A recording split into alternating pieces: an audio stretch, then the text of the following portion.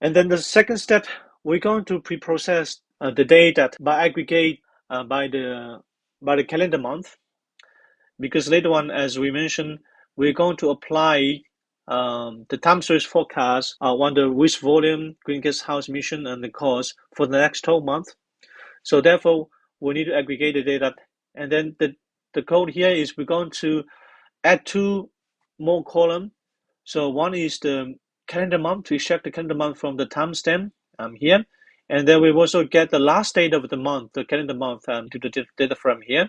And then we will aggregate the data, sum the waste volume, greenhouse gas emission, cost, and group by the waste category, facility ID, and calendar month, and also the last day in this case.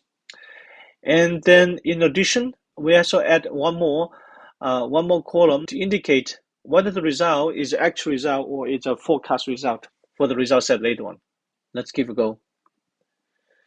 And then as a result, it has been aggregated data by the month, and then the data with volume has been shown here.